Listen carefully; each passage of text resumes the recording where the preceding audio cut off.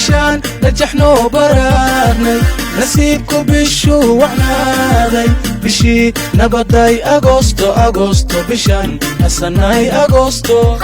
bishii nasabkay agosto bishii nactirmay agosto nidaamku saxmay agosto nafaqa badanay agosto ooyaad nooto agosto askaagii jaqne agosto qalbiga ku nago agosto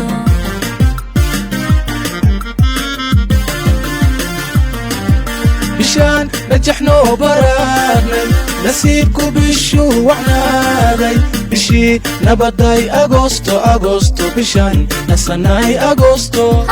bishii nasabkay agosto bishii nactirmay agosto nidaamku saxmay agosto nafaqa badanay agosto ooyaad nooto agosto askaagii jaqne agosto qalbiga ku nago agosto bishaan najaxno baraarnay nasiibku bishuu wacnaaday bishii nabaday agosto bishaan nasanay agosto bishii nasabkay agosto bishii nactirmay agosto nidaamku saxmay agosto nafaqa badanay agosto ooyaad nooto agosto askaagii jaqne agosto qalbiga ku nago agosto bismillaahi الرحمن الرحيم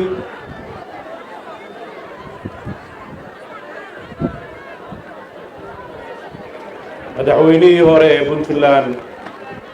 dr cabdiweli madaxweyne ku-xigeenkii hore dr maxamed cali gaagaab wasiirada iyo xildhibaanada galmudug iyo wafdiga la socda wasiirada iyo xildhibaanada puntland maamulka gobolka iyo degmada gobolka mudug iyo degmada gaalkacyo ee dhinaca puntland iyo dhinaca galmudug marti sharafta kale ee kala duwan ee ka soo qayb galay kulankan dhallinyarada haweenka saxaafadda fanaaniinta baambeyda ubaxa puntland iyo cid walba oo maanta joogo isimadu ugu mudan yihiin intaa caawa nagala joogta dhammaantiin waa salaamantiin assalaamu calaykum waraxmat ullaahi wabarakaatu runtii farxad gaara ayay ii tahay in maanta lagu qabto xafladdan magaalada gaalkacyo oo taariikh weyn ku leh aasaasidii puntland waxaan jeclahay inaan dhammaan dadka reer puntland meel kasta ay joogaan gudo iyo dibadba iyo soomaalida inteeda kaleba aan u diro hambalyo maalinta 1 agosto oo ah maalin soomaaliyeed maalin horseed u ahayd dowladnimadii dhaawucu gaaray 90kii soo kabashadeedii dowladdaas oo runtii aasaaskeedii ay noqotay fure u noqotay hiigsiga maanta shacabka soomaaliyeed meel kasta uu joogo leeyahay waxaan rabaa inta aanan hadalkayga sii gelin maadaama dadkii soo joogay mucaasho geelle iyo gaagaab wax badan oo taariikhda ka sheegeen khaasatan uu gaagaab xusay xaaladdii lagu jiray xilligaas anuu nin dhallinyaro ah baan ergada ka mid ahaa marka waxaan rabaa 3 qof inaan xuso aan aada u xasuusnahay waxaan aada u xasuusanahay noloshii adkayd ninkii qaybta weyn ka soo qaatay oo muuse diilay la ohan jiro oo makhaayid ku lahaa waxaan rabaa abwaanad la yidhaahdo xalima puntland oo door weyn ku lahayd inay qabsoonto puntland iyo waxaan rabaa jaamac geliyey oo isla door ku lahaa 3daas qof marka laga tago istimadii iyo siyaasiyiintii iyo waxgaradkii kale 3daas runtii baraarujinta iyo noloshii dadka qayb weyn bay ku lahaayeen marka intaas inaan anna xasuusteeda ku daraan rabay markaa intaa ka tago dabcan maanta 22 sana ka soo wareegtay inay puntland ay aasaasaan dadkii hormuudka u ahaa dadka reer puntland ee gartay inay samaystaan nidaam maamul oo dadkooda ay ku kala hagaan oo danahooda ay uga shaqeeyaan oo nabadooda iyo xasiloonidooda iyo horumarkooda ay ku taabageliyaan sidoo kale ay ku baadigoobaan soomaalida inteedii kale oo ay gacan ka geystaan sidii soomaali ay usoo kaban lahayd runtii waa taariikh in lagu celceliyo u baahan waa taariikh laga dheehanayo hoggaanka iyo shacabka reer puntland waxa ay doonayaan oo ah soomaali isku duuban soomaali xasiloon soomaali horumarsan soomaali dimuqraadiya iyo soomaali federaal ah doonistooda ayay mar walba ku celcelinayaan waana mid ay u arkaan inay ummaddan daawad u tahay ciddii markaas dood ka qabto intaas inay fiicnaynna waxay jecel yihiin inay dood furan la yeeshaan waxaan uga mahad celinayaa kelmadihii fiqi oo galmudug oo iyadu marmar dood ka qabi jirta federaalka inay maanta nala difaacayso puntland waxaad ogtihiin galmudug markay qaybta mudug keliya ahayd puntland way garab istaagtay waxbay ka dhistay dhaqaalay ku bixisay mar walbana way garab taagnaan jirtay haddoo ay galmudug dhammaystiran tahayna sidii bay u garab taagan tahay waxayna jeceshahay inay horumarto oo meel gaarto galmudug puntland marka la yidhaahdo waa mataanteedii maslaxad gaara ka dhexaysa magaalay wada degan yihiin waxaan rabnaa inaan nabad iyo degenaansho iyo wax wada qabsi aan ku wada noolaano iyadoo cid walba degaankeeda maamulkeeda mas-uulka ah laakiin waxaan rabnaa qolo walbana inay degaankeeda mas-uul ka noqoto iyagu iskaalmaystaan danaha soomaaliyana ay garab iska siiyaan sidii ay dalku u xasilla intii aan annagoo keligeen ayn soo marnay waa huba annagoo wada jirna haddaan soomaali u istaagno inay wax badan qabsoomi doonaan annagoo kaashanayna dowladaha kaleeto ee xubnaha ku ah dowladda federaalka maanta waa maalin farxadeed waa maalin runtii loo dabaaldegayo oo loo damaashaadayay khaasatan da-yarta soo koraysa inay mar walba dareemaan in ay dowladdoodu iyo waxay soo martay ay la socdaan si ay ugu barbaaraan inay iyaguna noqdaan kuwii birri kasii shaqayn lahaa siday dowladdaas u horumari lahayd dabcan muddadaa 22 sano ee lasoo maray caqabado badan oo kala duwan baa lasoo maray oo noocyo kala duwan leh madaxweyne walba oo soo maray duruuftiisa gaarka haysatay laakiin waxaa ilaahay mahadiisa doonidda shacabka puntland oo ah mar walba inay hore u socdaan oo dib u socon ayaa waxaa saacidaysay caqabadahaas madaxdiis kala duwaneed ee soo martay inay mar walba ka gudbaan runtii caqabadihii ugu darnaa waxay soo qabsadeen allaha u naxariistay madaxweyne cabdulaahi yuusuf oo ahaa madaxweynihii u horreeyey oo dhidibada u aasay oo caqabadihii badnaa ee hadda laga sheekeeyey wajahay waxaan ilaahay mahadiisa inuu caqabadahaas intuu dhaafiyey weliba aragtidii puntland xaqiijiyey oo soomaali doonay oo villa soomaaliya mar labaad in madaxweyne soomaaliyeed uu ku fariisto dhaliyey muddo dheer kadib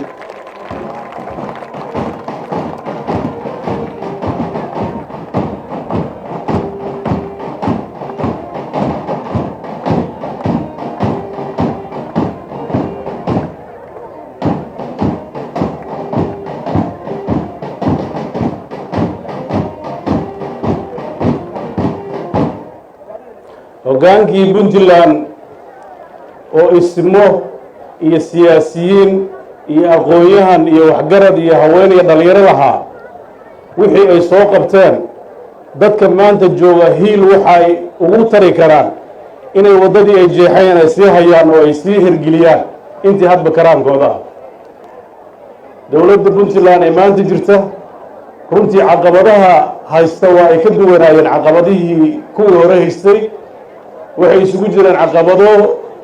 gudaha ah iyo caqabado maamulka puntland ka baxsan caqabadaha gudaha oo haystay waxaa ugu muhiimsanaa iyadoo marxalado badan dadka puntland wixii ay doonayeen ay ugu horeyso inay dimuqraadiyadda iyo nidaamka xisbiyada badan helaan in ay dowladdan laga sugaayo caqabadaas inay ka gudubto tallaabada ugu horeysa oo gundhiga u ahaa dowladdan hadda aan madaxda ka ahay oo ka go-an waxa weeye inay la helo nidaam dimuqraadiya oo axsaab badan oo la doorto oo madaxda soo socota ay sidaa ku soo baxdo si taa loo helo oo doorasho loo dareerayo waxay u baahan tahay amniga sidaan uga shaqayn jirno hore in wax lan ka bedelno amnigeenni marka hore wuxuu ku wajahnaa cadow meelo mucayana jooga laakiin dadka intiisa kale nabad bay ku wada noolaayeen laakiin hadda cadowgaas waa ka duwanaan doonaa markii tartan iyo asxaab furan iyo degaano kasta laga codaynayo wuxuu u baahan yahay nidaam iyo xasilooni ka duwan tii hore iyo ciidan ka tayo fiican oo ka tababar fiican kii hore oo inta badan bulsho meel badan isugu timid la macaamili doona taas ayadana waxay saldhig u tahay inaan diiradda saarno dib u habaynta ciidamada ee aan wakhtiga badan gelinayno oo aan rajaynayno meelaha ugu dambeeya oo hadda loo joogo ay ka mid tahay gobolka mudug oo duruuftiisa gaarka lahaa oo muddo dheer saldhig u ahaa ilaalinta nidaamka puntland nabadeeda iyo xasiloonideeda waxaan rajaynaynaa ciidamada kala duwan ee puntland inay maantan u diyaar garoobaan weji cusub inay galaan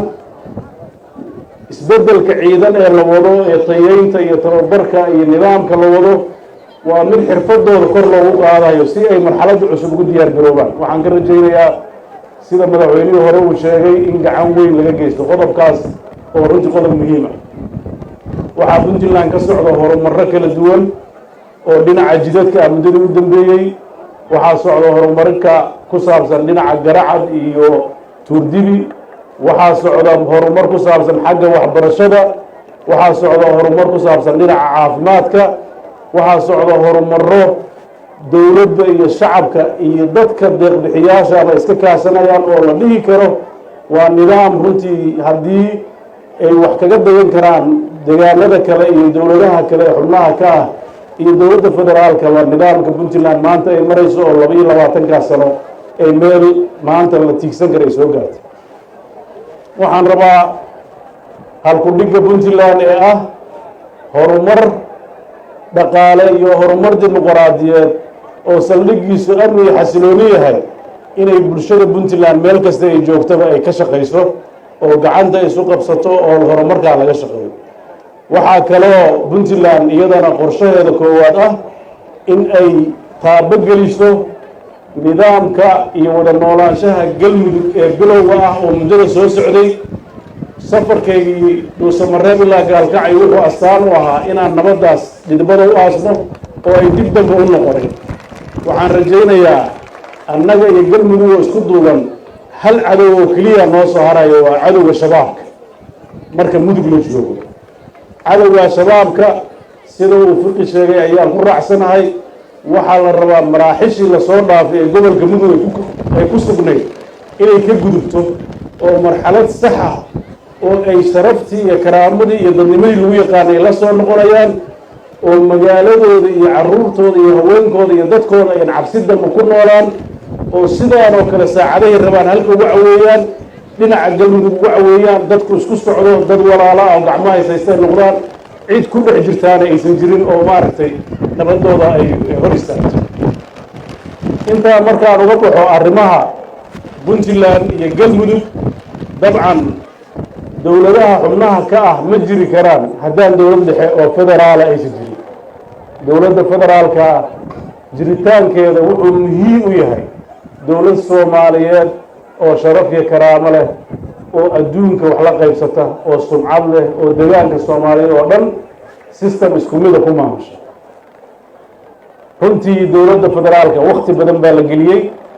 meel fiicanna waa la soo gaarsiiyey waxaanse ka xumahay inay sansaan aan fiicnayn ayaamahan soo baxayaan sansaanka aan fiicnayn oo runtii cid walba inay ku baraarugto ay tahay waxa weeye ummad meel isugu timid hadday rabto inay hore u socoto oo heshiiso waxa ugu horeeya laga rabaa waxa weeye wixii ay ku heshiiyeen inay ixtiraamaan puntland 22 sano waxay ku jirtay dastuurkeeday ixtiraamtay muddo xileed kasta markuu yimaado madaxweyne kasta waa yaqaanaa dadkiisana waa yaqaanaa bannaankaasu iska dhiga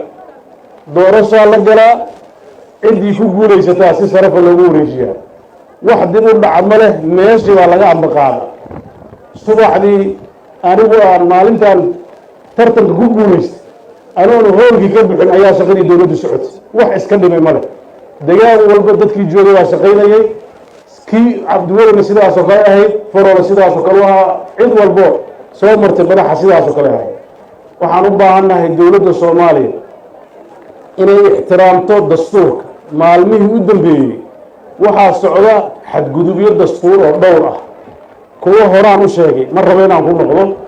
kuwa hadda cusub waxaa ka mid a xukuumaddii dhacday ee sida sharci darrada ah lagu riday ee sida sharci darrada ah ra-iisul wasaaraha hadda jooga uu xilka ku sii hayay oo dadku ay indhaha ka fiirinayeen waxay ku darsadeen waxaa la ohan jiray islaantii maxaad ku ogeyd indhala-aan dad cunno bay ku darsatay hadda waxay saxiixeen